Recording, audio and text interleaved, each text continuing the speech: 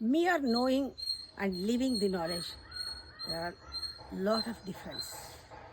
ತಿಳ್ಕೊಳ್ಳೋದು, ಅದನ್ನು ತಿಳುವಳಿಕೆ ಇದೆ, ಆದರೆ ನಮಗೆ ಸಮಯಕ್ಕೆ ಅದು ಒದಗಿ ಬರೋಲ್ಲ. ಯಾಕೆ ಹಂಗಾಗತ್ತೆ? ನಮ್ಗೆ ಗೊತ್ತು ಆ್ಯಕ್ಸೆಪ್ಟ್ ಮಾಡಬೇಕು ಅಂತ ಗೊತ್ತು, ರೆಸ್ಪಾನ್ಸಿಬಿಲಿಟಿ ತೊಗೋಬೇಕು ಅನ್ನೋದು ಗೊತ್ತು, ಆದರೆ ಸಮಯ ಆ ಟೈಮ್ನಲ್ಲಿ ಅದು ಕೈ ಕೊಡುತ್ತೆ, ನಮಗೆ ಉಪಯೋಗಕ್ಕೆ ಬರಲ್ಲ. ಇಷ್ಟೆಲ್ಲ ಗೊತ್ತಿದ್ರು ನಾನು ಹೀಗೆ ಮಾಡಿದ್ನಲ್ಲ ಅಂತ ಅನಿಸುತ್ತೆ. ಆದರೆ ಗುರುಗಳ ಹತ್ರ ಬಂದಾಗ, ಯಾತಕ್ಕೆ ಗುರು ಬೇಕು?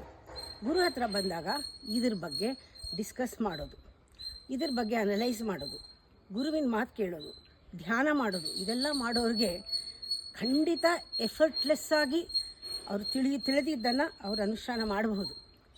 ಯಾಕೆ ಅಂದರೆ ಫಸ್ಟು ಗುರು ಮಾತು ಕೇಳಿ. ಗುರು ಮಾತು ಯಾವ ರೀತಿ ಕೇಳಬೇಕು ಅಂದರೆ that should reverberate in you. Accept ಮಾಡು, ಒಳಗಿಂದ ಬರುತ್ತೆ.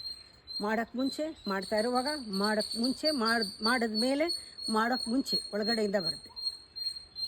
ಮಾಡೋಕ್ಕೆ ಮುಂಚೆ ಒಳಗಡೆಯಿಂದ ವಾರ್ನಿಂಗ್ ಬರುತ್ತೆ, ಮಾಡು, ಆ್ಯಕ್ಸೆಪ್ಟ್ ಮಾಡು ಅಂತ. ಆಮೇಲೆ ಅದನ್ನು ಗುರು ಮಾತು ಕೇಳೋಕ್ಕೆ ಶುರು ಮಾಡಿ.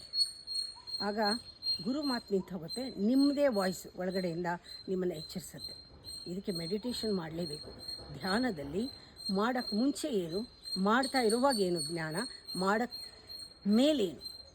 ತುಂಬ ಜನಕ್ಕೆ ಮಾಡಿದ ಮೇಲೆ ಗೊತ್ತಾಗೋದು, ಮಾಡ್ತಾ ಇರೋವಾಗ ಜ್ಞಾಪಕ ಬರೋದೇ ಇಲ್ಲ. ಮಾಡೋಕ್ಕೆ ಮುಂಚೆ ಗುರುವಿನ ಧ್ವನಿ ಕೇಳಬೇಕು. ಗುರು ಹೇಳ್ತಾ ಇದ್ದಾನೆ ಅಂತ ಆ ಗುರುವಿನ ಧ್ವನಿಯನ್ನು ಪರಿಚಯ ಮಾಡ್ಕೊಳ್ಬೇಕು. ಅದು ಒಳಗಡೆ ಇಳಿಬೇಕು, ಅದು ಅವ್ರ ಧ್ವನಿ ಆಗಬೇಕು, ರೆವರ್ಬರೇಟ್ ಆಗಬೇಕು. ಗುರುಧ್ವನಿ ನಿಂತೋಗ್ಮೇಲೆ ಒಳಗಡೆಯಿಂದ ಅಂತರ್ಯಾಮಿ ಧ್ವನಿ ಬರುತ್ತೆ. ಆಗ ನಿನಗೆ ಎಲ್ಲ ಎಫರ್ಟ್ಲೆಸ್.